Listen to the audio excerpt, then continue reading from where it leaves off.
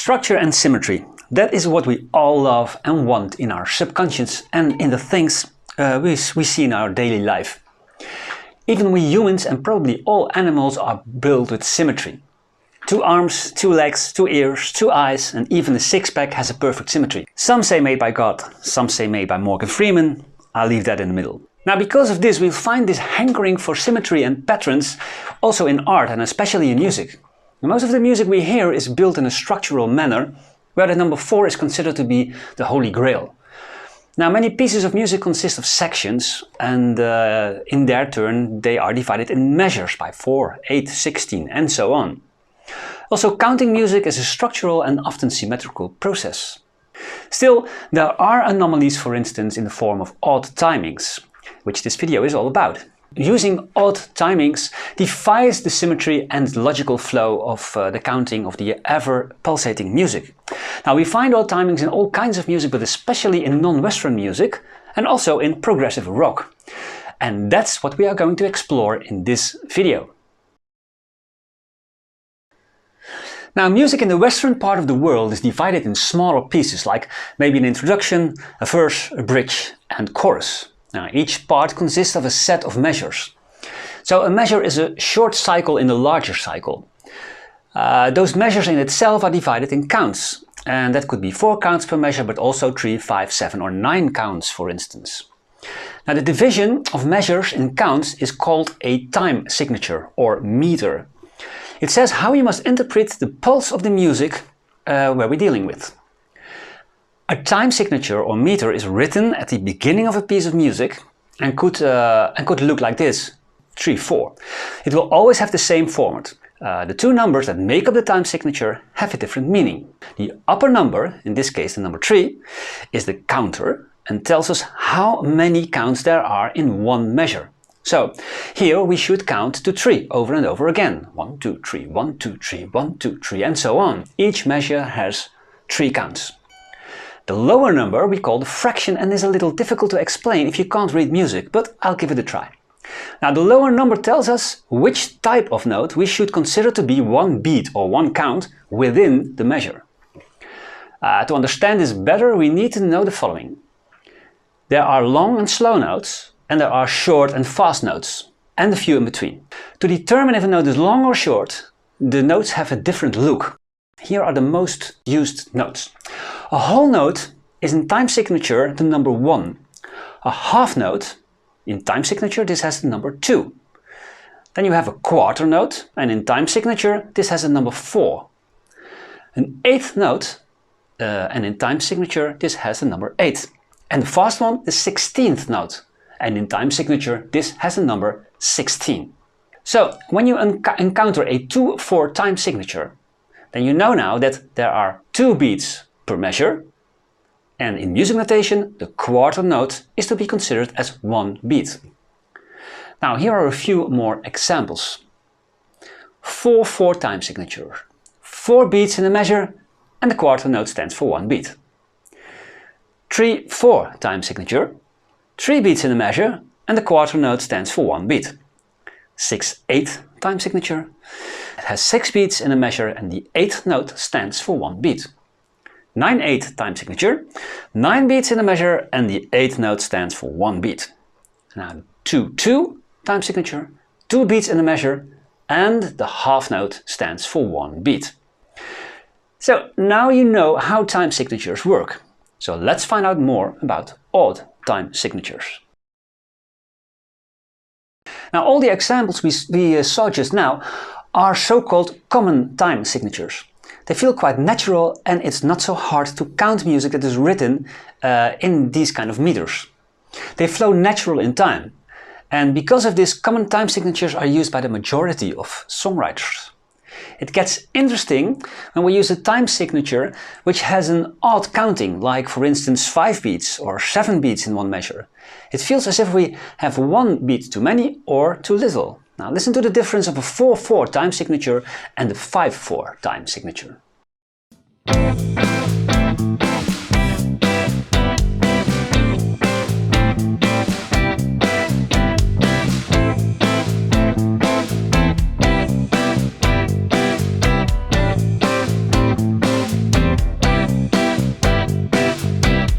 feels a bit strange, right? But in a way it also introduces a brand new element which causes movement and contrast.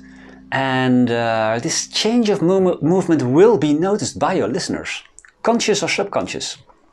So let's take a look at some examples so you can hear and learn how these odd timings come to life in a musical sense, instead of a theoretical one.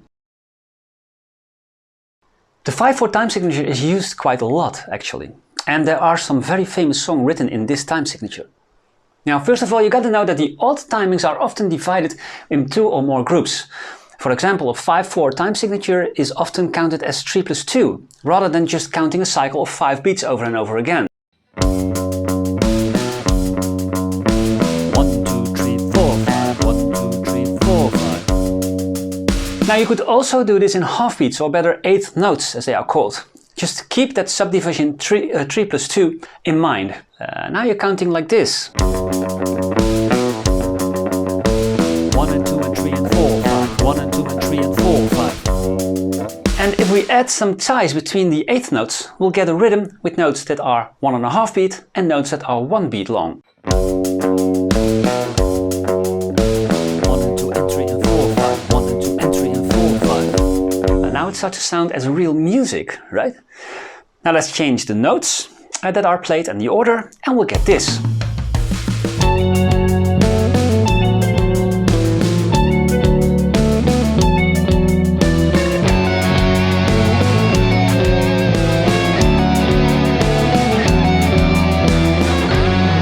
Exactly, the theme of the movie and earlier television series Mission Impossible. Great! So now you'll see it's not that hard to come up with some nice 5/4 time signature riffs. Another great example is a song that also incorporates a 3+2 counting. And that's the song Take 5, created by Paul Desmond, who was playing alt sax with the Dave Brubeck Quartet in 1959. In Take 5 we'll see a 5/4 time signature, which is filled with an E minor and a B minor 7 chord. And the E minor chord is played in a syncopated rhythm that drives the mini progression. And the B minor chord is played right on the beat on the last two, on the 2 beats, contrasting the syncopation of the E minor chord.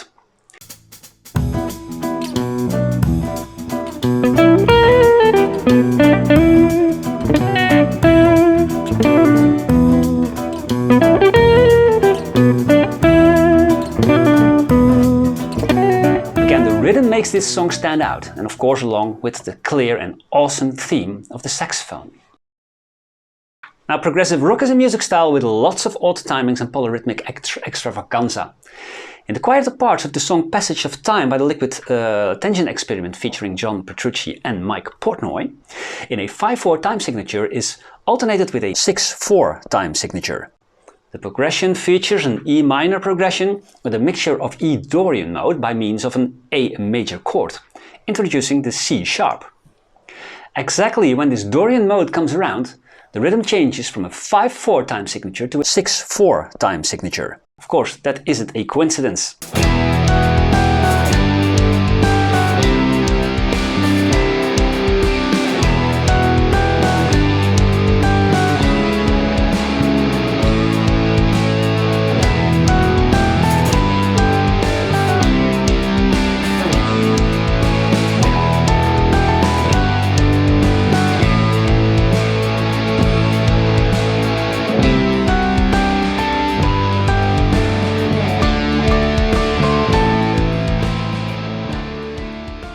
Now with 2 counts extra, we now have a 7/4 meter instead of a 5/4 meter. There are 7 beats in the measure and the quarter note is considered to be 1 beat. The 7/4 time signature is often counted as a 3+4 or 4+3. So playing a scale in the 7/4 beat can sound like this, 3+4.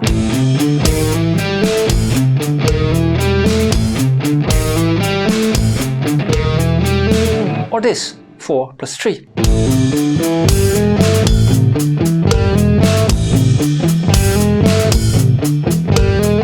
Now, a very famous song is All You Need Is Love, and that's more than true, by the way. This song is written by John Lennon and starts off in the intro and verse with a 7/4 time signature, although it is sometimes written as a combination of a 4/4 time signature and a 3/4 time signature.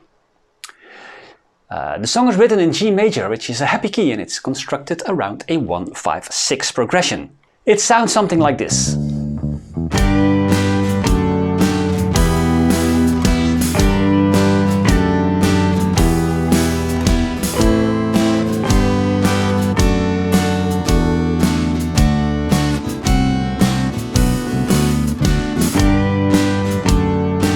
So, you see, maybe it seems difficult when thinking of a song that is in a 7/4 meter, but it can be very singable and recognizable too. In this song it really adds something extra which contributes to the quality of the song. A second example is of the 7/4 signature is the song Money by Pink Floyd, although Roger Waters and David Gilmour, who wrote the song, declared it was written in a 7/8 time signature. Well, I would say whatever. Either way, it has a bass line that outlines a B minor chord over 7 beats in one cycle, divided in a group of 3 and in a group of 4 counts. Whether it's this 7/4 time signature or 7/8 time signature, it makes no difference.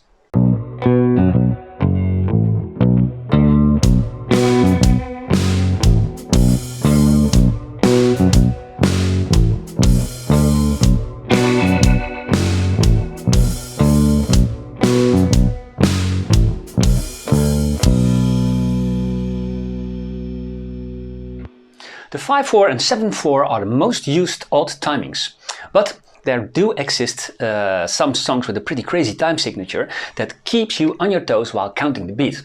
And one of these crazy time signatures occur in the song I Hung My Head by Sting. The main riff is so distinct and recognizable that you wouldn't think this is an odd timing. Well, just try to tap your feet along with the music just to find out that the pulse in the song is very complicated. Something is cooking there. I Hung My Head is written in a 9/8 time signature, and in itself this isn't an odd meter at all. But the division that is made in this 9/8 counting makes it an odd time signature. A group of 5 and a group of 4. Okay, I Hung My Head is written in the key of A major, and it sounds like this.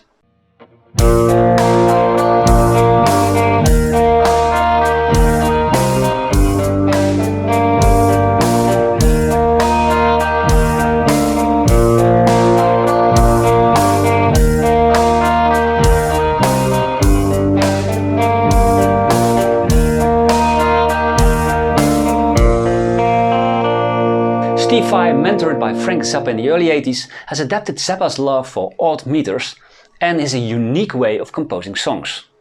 Odd time signatures can be found throughout a vast collection of music written by Steve Vai. He uses an 11/8 time signature in this beautiful song in Windows to the Soul from the 1999 Ultrasound album, which for me is almost a meditating experience when I listen to this ongoing movement of intense melodic lines in the key of A minor. Now the division in this song is a group of 5 and a group of 6 eighth notes, marked by the bass line. The jumpy piano part plays the chaotic arpeggiated chords on top of this steady bass line.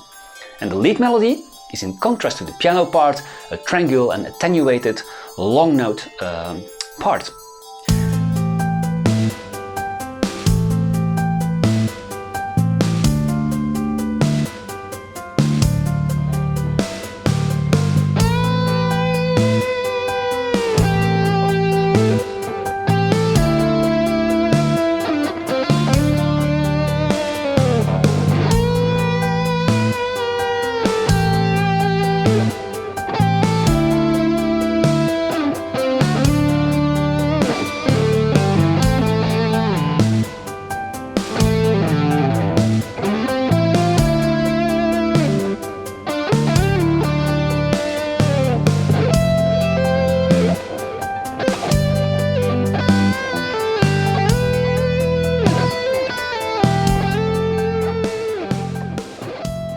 Craig Allman from the Allman Brothers wrote the song Whipping Post in 1969, a long time ago.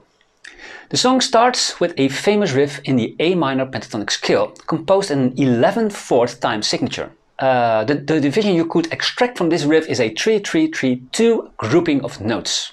By using this odd time signature with a bare-bone pentatonic signature riff, it really kicks ass.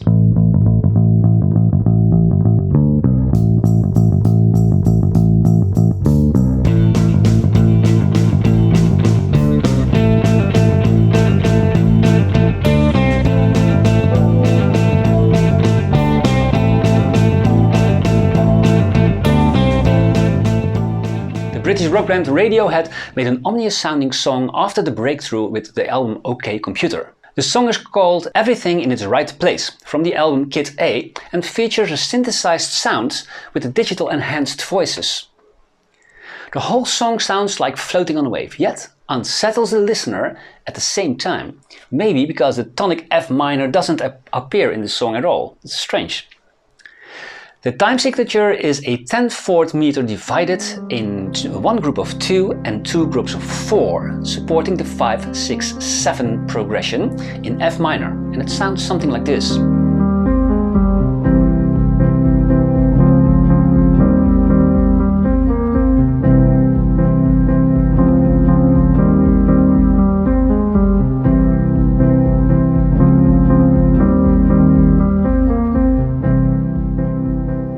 Well, the last example I want to give in odd timings is a beautiful song Question by the progressive rock band System of a Down. It features a 9/16 meter in the intro, leading to a 5/4 meter for the distorted riff that precedes the advanced melodic verse. In the 9/16 meter bars, there is a C major chord played as an arpeggio on the higher positions. This is rather difficult to play and count because the accents caused by the open B string falls in a very strange moment. In fact, it's exactly the same thing is happening in Sting's I Hung My Head, which we saw just now. A division of 5 and 4 beats in a 9/16 time signature.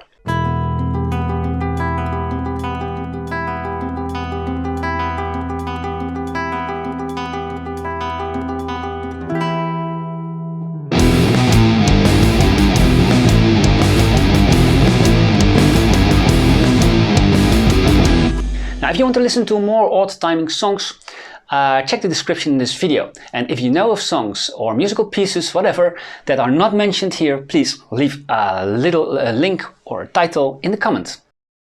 Well, there's one phenomenon I want to address here in this video about odd time signatures, and that is the hemiola, which many of us know from the musical West Side Story composed by Leonard Bernstein. Although, strictly speaking, the hemiola isn't an odd time signature, though the feeling has a similarity with odd timings.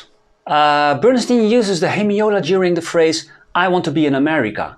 The 6 syllables I want to be in A are sung over a 6/8 time signature divided in 2 groups of 3 notes, so it has 2 main accents. And the syllables America are sung over a 6/8 time signatures, but transformed into 3 groups of 2, so it becomes something like a 3/4 time signature with 3 main accents. So you'll count like this. 1, 2, 3, 4, 5, 6, 1, 2, 3, 4, 5, 6, 1, 2, 3, 4, 5, 6, 1, 2, 3, 4, 5, 6. And the melody goes like this.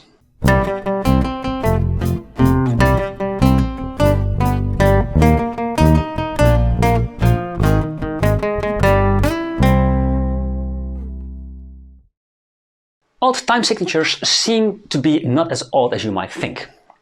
Its use is widely spread over a lot of different musical styles, and for us guitarists we find the time signatures most often in progressive rock and maybe sometimes in pop. It can bring a very interesting moment in your song that you are writing, while it causes contrast and movement you won't find in the common time signatures. And the strange thing is that the simple and common time signatures often sound more groovy when surrounded by those odd time signatures. Now, using odd timings in your odd meters in your music will need some practice to make it sound musical instead of academic. You start off just with simple scale patterns and apply counting in groups that form the odd time meter, as we saw in the songs. After that you will try some faster notes and maybe some tight notes, and then try some chords. I think you get the hang of it while practicing this for a day or 2 or so. Anyway, I hope this was clear for you, and I see you next time in the QGMText tutorial. And if you like it, please leave a comment or like, or better yet, subscribe for more. Greets from the Netherlands. Bye.